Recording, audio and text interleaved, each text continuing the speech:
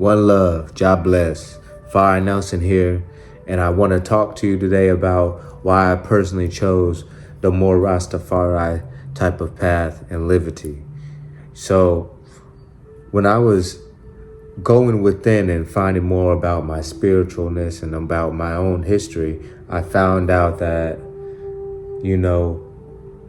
of course I'm African, you can tell by the melanin in my skin and stuff. But so I did an ancestry and found out I was Nigerian. And hearing that I was Nigerian, I wanted to listen to some more Nigerian music.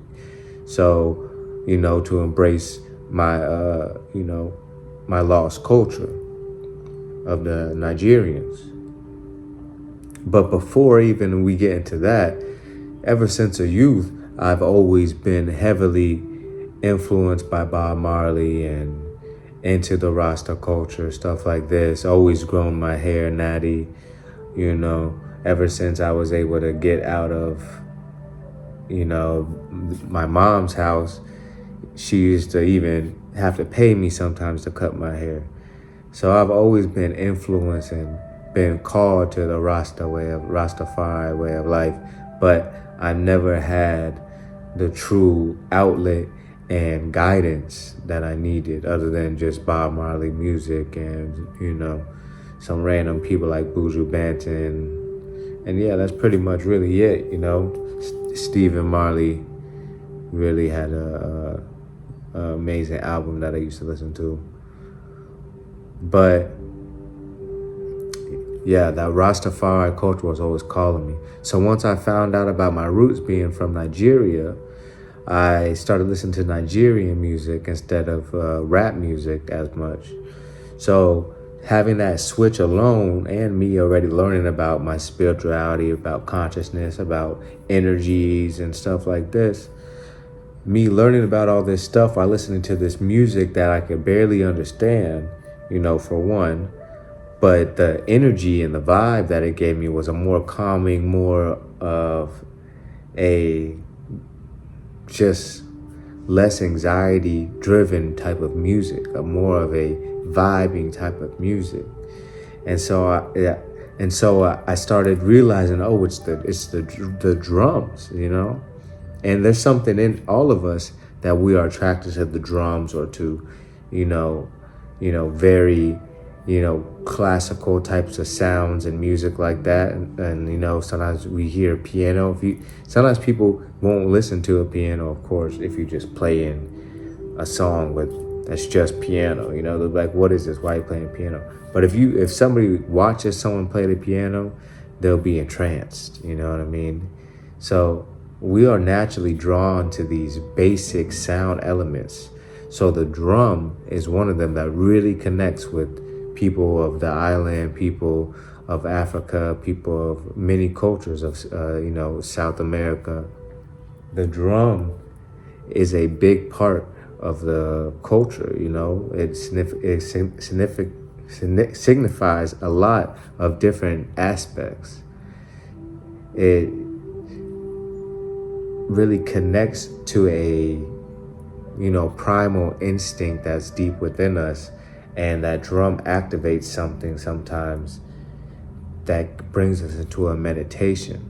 So I started to look into that a little bit more, and then of course that brought me to more of a simple sound, which was reggae dub. Of course there's reggae and there's reggae dub. So reggae dub is basically just the beat per se. No words, no nothing. Usually maybe a couple words, very echoey and stuff like that. But really it's just the beat, heavy, bass, real chill vibes. And that I would find myself thinking and just going into different places, listening to that, listening to that dub with no words. And you're just kind of vibing, like thinking in your head, and you realize that you're in a meditative state,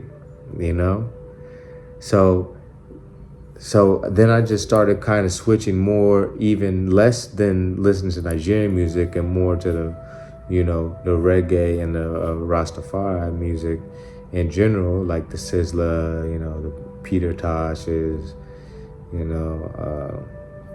some Groundation, Capleton. There's a bunch. But I started listening to more of the Rastafari music, and then more of the reggae dubs, and just reggae in general. There's tons of great reggae artists. And then that kind of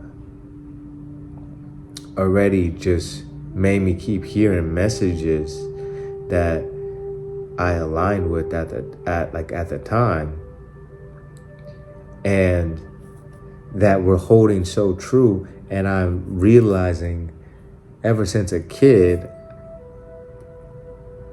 I've been able to get these truths, but I just have always been, I don't know, maybe distracted by Babylon type of ways, the society type of ways, because that's what Babylon does. It distracts us from the truth.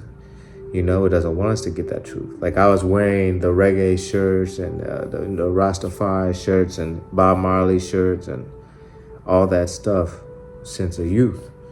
But eventually I fell into the type of ways of society and what was supposed to be cool, and I lost touch with that. And then when I found out about my roots, and then listening more back into the drums and see how it led me back to reggae, I started embracing that more and remembering, oh wow, I've always loved Rastafari. I've always loved the movement, the livity. And at that time I was already eating naturally. And this is the thing. Rastafari, the reason why I could touch base with it so much, because I don't like to say I'm anything. I don't like to say I'm anything but a spiritual being here to just, spread love and wisdom and help people along their journey. That's what I'm here for. I don't need a label. I don't need to say I'm Rastafari to people. I don't need to say I'm anything, And Rastafari is really a Christian. It's a holy man. It's one who walks with a Christ consciousness. That's what Rastafari. But I don't really like to label myself. But the reason why I'm so connected with the Rastafari livity is because so many of what is said and spoken by the elders is such truth is in the words. So much truth is in the words. And you won't find any type of people, culture, history, music that speaks so much positivity. What war have you seen has been forged by the name of Jah? And this is what they call God. It's not a different God. It's the same Almighty One, the same Most High that everybody else prays to. But we say Jah, as in short for Yah, because they didn't say J's back in the ancient Hebrew days and Kemet days. They used to say Yah. So what we say Jah, as in Yahweh or Jehovah, this is more of the original name. God wasn't made until the 6th century by Germans. It's not even close to an original name. So their connection with Jah and the things that they say, you can tell it's just pure. There's no other culture, music, anything that is praising Jah, praising the Most High as much as these people are. And I feel like it's such the truth. It's not about a religion thing. It's really just a truth thing. And it's about following the type of path and a holy type of stature that we should all strive to be following. And loving thyself, letting your hair grow, your beard grow, letting yourself be natural and live with the earth, This is why I feel that Rastafari was such a truth to me. It's because everything that we're speaking about, growing wisdom, growing knowledge, you know, all these things, living in nature, eating healing foods, no meat, lots of times no fish. I don't eat fish. Fish is polluted.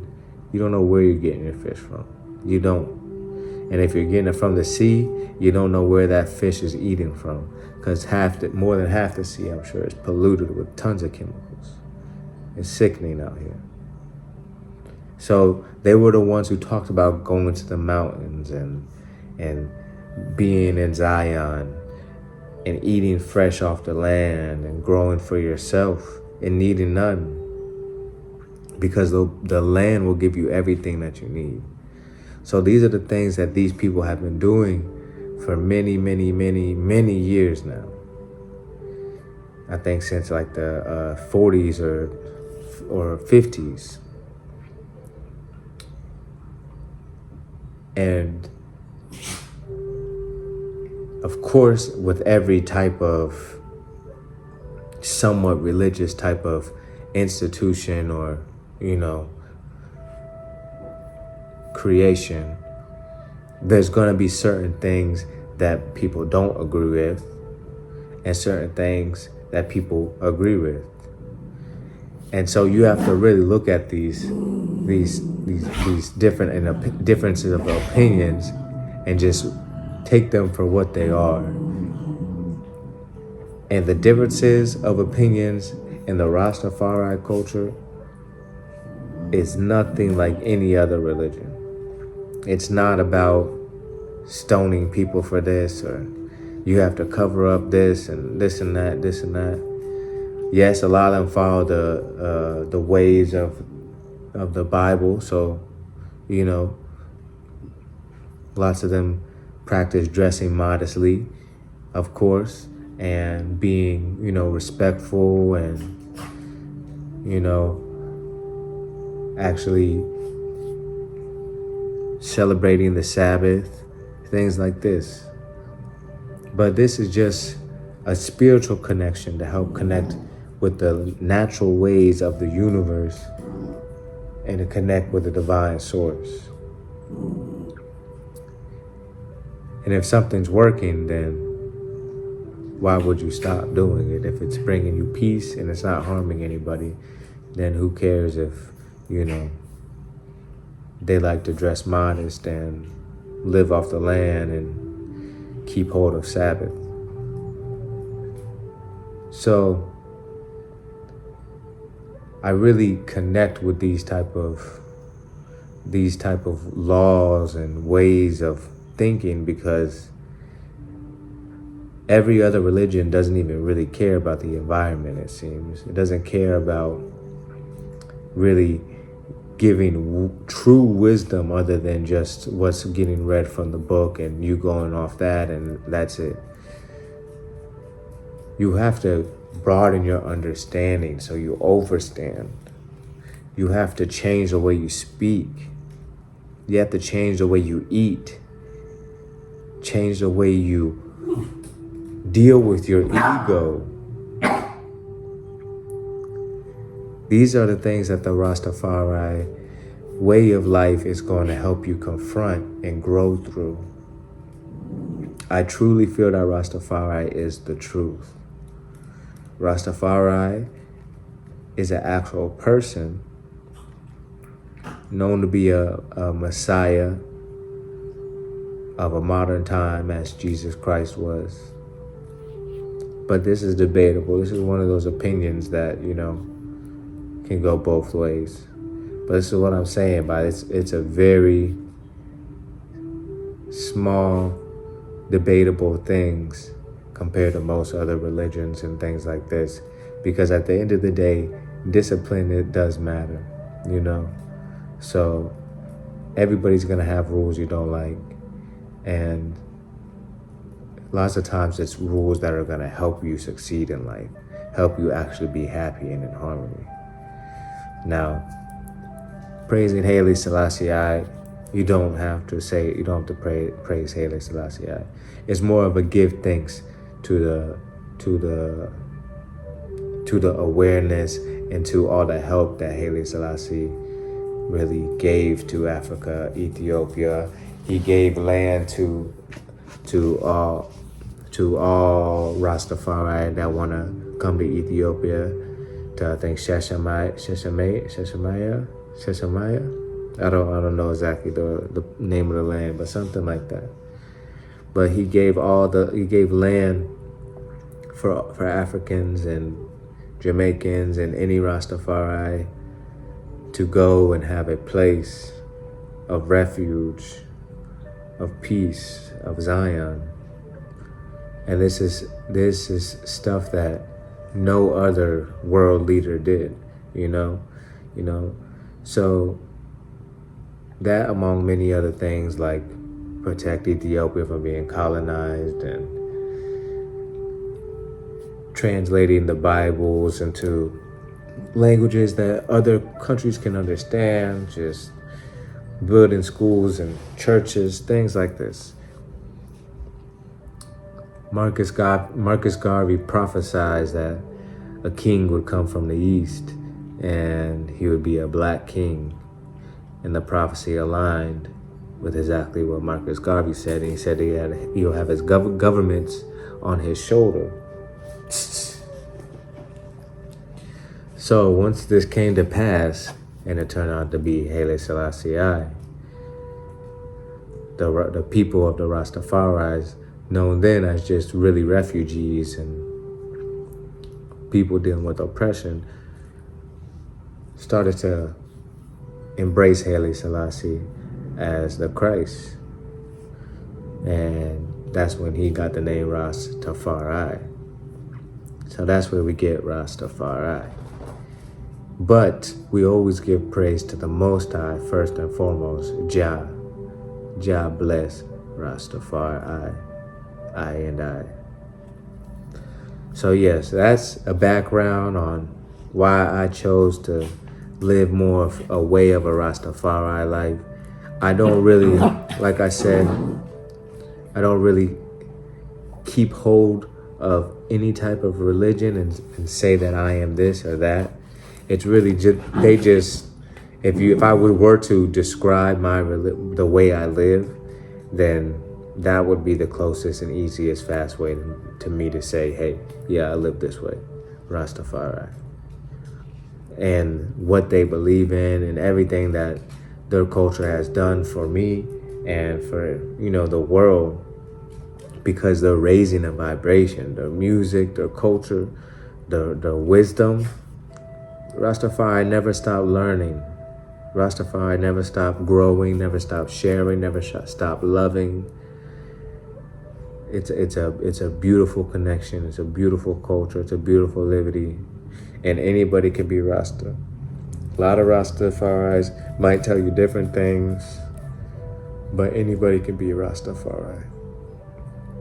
Black, white, Indian, Chinese, Asian, Hispanic, whatever you are, you can be Rastafari. Just live in that livity. Grow out your dreadlocks. If you can't grow out dreadlocks, that's fine. But stop worrying about your ego side. Stop worrying about if you're cut nice and this and that. Be what God wanted you to be, Of course, there's limits. If you want to pluck a couple nose hairs because they're getting out of control, fine, so be it. But embrace yourself. Stop staring at yourself in the mirror and picking at yourself and all this. No, once you start embracing the Rastafari lifestyle, start eating healing foods, start doing healing things, getting into nature, having your prayers, having your meditations, keeping relaxed, keeping irie, doing your reading, learning. Once you're doing these things, everything else in your life is going to clear up and peace is going to be all around you. So I hope this helps you if you're thinking about becoming a Rastafari. I really hope that you at least do some more research on the Rastafari culture if you don't think about becoming a Rastafari, but just learn about these people, livity. Learn about the way that they look at and approach life and realize, wow, we should all be living in this type of way, you know? We should all be living with the land. We should all be living at the peace and harmony within us, with the openness within us. So, one love, God bless, Rastafari, I and I. If you haven't, please subscribe, like, comment, share. And I hope you have a blessed day.